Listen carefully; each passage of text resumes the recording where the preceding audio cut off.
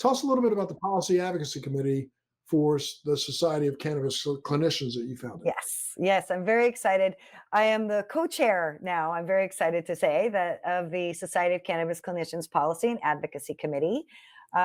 It's a very exciting time. We have been pushing for such a committee at the SCC for quite some time because doctors and patients are not being heard from in the halls where they're making these rules. So I attend lobby days with normal, but it's a bunch of business owners. Bless their hearts, but they're not having the same interests as doctors and patients do. So I'm Well, very I excited think that the but SEC is that's getting also a part. That's also a problem with our industry. We went from being an industry that was advocating for that started advocating for patients to now an industry that just advocates for business owners.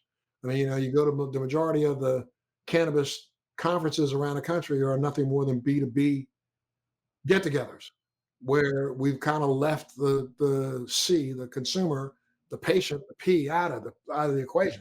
And if we continue to do this, we're going to see more crawlback and clawback by municipalities across the country coming after and trying to close down this industry.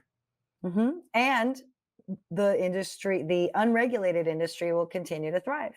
Well, which is already continue to the black and gray markets will do what they've done since day one, and that's outperform the gray market, the real market by what is it, two times? I mean, we estimated last year alone it was like $27 billion worth of cannabis sold in the free markets, or sorry, in the legal market around the country, but somewhere around 75 to almost $80 billion worth of cannabis was still being sold in the black and gray market.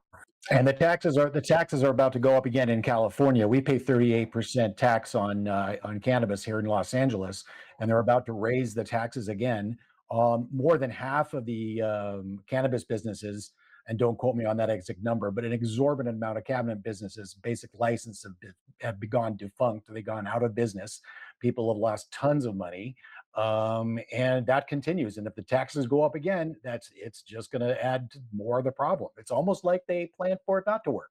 And wherever you do get recreational or adult use cannabis, the medical programs always get hurt. The patients always end up getting messed with. And really, what other medicine is taxed? And 38%, they really want to get people away from the underground market. That's not the way you do it.